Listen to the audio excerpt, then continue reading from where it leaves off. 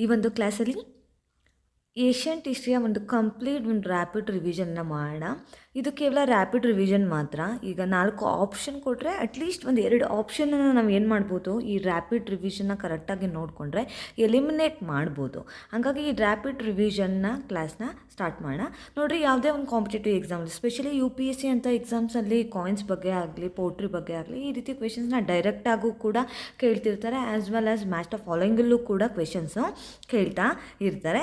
ಹಾಗಾಗಿ ಪೋಟ್ರಿಯಲ್ಲಿ ನಾವು ಏಷ್ಯಂಟ್ ಹಿಸ್ಟ್ರಿಯನ್ನು ನಾವು ನೋಡಿದಾಗ ಮೇನ್ಲಿ ಏನೆಲ್ಲ ಕಾನ್ಸೆಪ್ಟ್ ಇನ್ಕ್ಲೂಡ್ ಆಗಿದೆ ಅನ್ನೋದು ರ್ಯಾಪಿಡ್ ರಿವಿಷನನ್ನು ಈ ಒಂದು ಕ್ಲಾಸಲ್ಲಿ ನಾನು ಮಾಡ್ತಾಯಿದ್ದೀನಿ.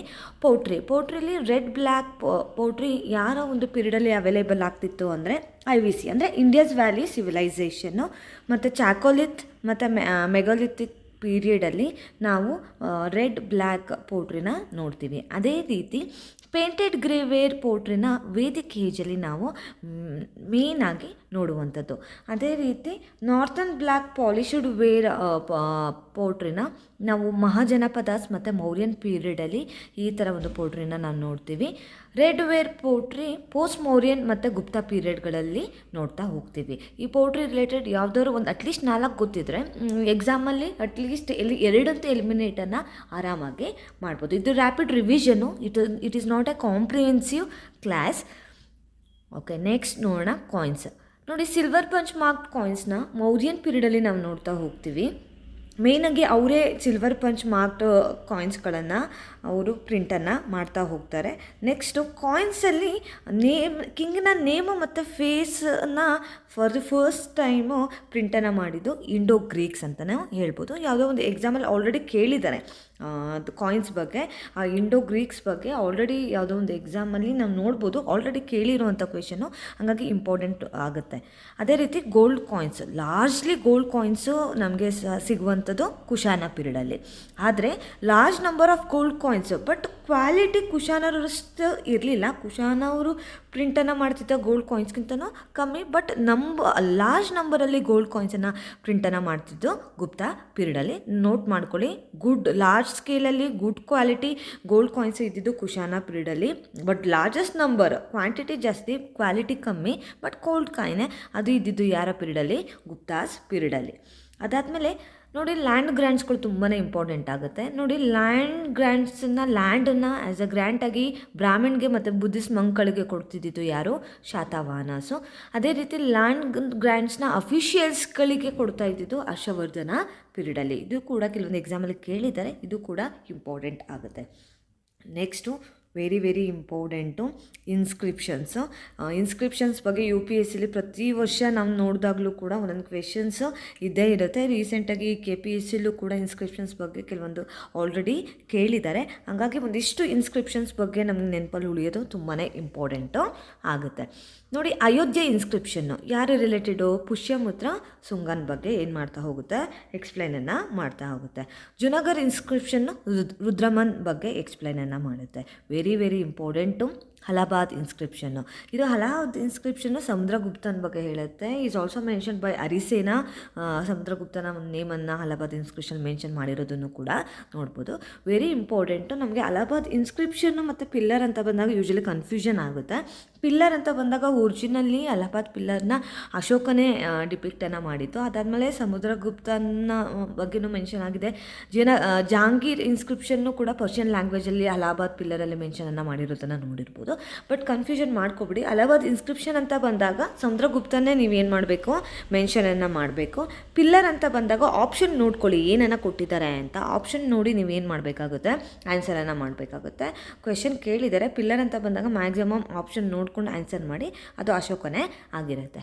ನೆಕ್ಸ್ಟ್ ಮೆರುಲಿ ಇನ್ಸ್ಕ್ರಿಪ್ಷನ್, ಅದು Chandragupta second, is also called as Vikramaditya ಅಂತಲೂ ಕೂಡ ಕರಿತೀವಿ. ಈ ಒಂದು ಇನ್ಸ್ಕ್ರಿಪ್ಷನ್ ಚಂದ್ರಗುಪ್ತ ಸೆಕೆಂಡ್ ಮೆರುಲಿ ಇನ್ಸ್ಕ್ರಿಪ್ಷನಲ್ಲಿ ನಾವು ನೋಡ್ತೀವಿ. ಬೈತರಿ ಇನ್ಸ್ಕ್ರಿಪ್ಷನ್ನು ಉತ್ತರ ಪ್ರದೇಶದಲ್ಲಿರೋದು. ಸ್ಕಂದಗುಪ್ತನ ಬಗ್ಗೆ ಅಲ್ಲಿ ಏನು ಮಾಡಿದೆ, ಆ ಇನ್ಸ್ಕ್ರಿಪ್ಷನಲ್ಲಿ ಮೆನ್ಷನ್ನು ಆಗಿದೆ. ನೆಕ್ಸ್ಟ್ ವೆರಿ ಇಂಪಾರ್ಟೆಂಟ್ ಐಹೊಳೆ ಇನ್ಸ್ಕ್ರಿಪ್ಷನ್ನು ಪುಲಕೇಶಿ ಸೆಕೆಂಡ್ ಬಗ್ಗೆ ಅಲ್ಲಿ ಮೆನ್ಷನ್ ಆಗಿದೆ.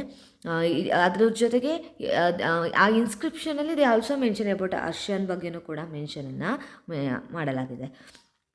ಪುಲಗರ್ ಇನ್ಸ್ಕ್ರಿಪ್ಷನಲ್ಲಿ 3 ಜನರೇಷನ್ ಆಫ್ ಚೇರಾಸ್ ಬಗ್ಗೆ ಏನು ಮಾಡಿದ್ದಾರೆ, ಎಕ್ಸ್ಪ್ಲೈನನ್ನು ಮಾಡ್ತಾ ಹೋಗಿದ್ದಾರೆ. ನೆಕ್ಸ್ಟ್ ಮಧುಬನ್ ಪ್ಲೇಟ್ ಇನ್ಸ್ಕ್ರಿಪ್ಷನಲ್ಲಿ ಹರ್ಷವರ್ಧನ್ ಬಗ್ಗೆ ಎಕ್ಸ್ಪ್ಲೈನನ್ನು ಮಾಡ್ತಾ ಹೋಗಿದ್ದಾರೆ. Very important inscriptions. ಆ ಇನ್ಸ್ಕ್ರಿಪ್ಷನ್ನ ಅಟ್ಲೀಸ್ಟ್ ಇಷ್ಟೊಂದು ಒಂದು 5-6 ನೆನಪಲ್ಲಿದ್ದರೆ ಎಕ್ಸಾಮಲ್ಲಿ ಅಟ್ಲೀಸ್ಟ್ ಕ್ವೆಶನ್ ಬಂದಾಗ ಎಲಿಮಿನೇಟನ್ನು ನಾವು ಈಸಿಯಾಗಿ ಮಾಡ್ಬೋದು. Next very very important books and works.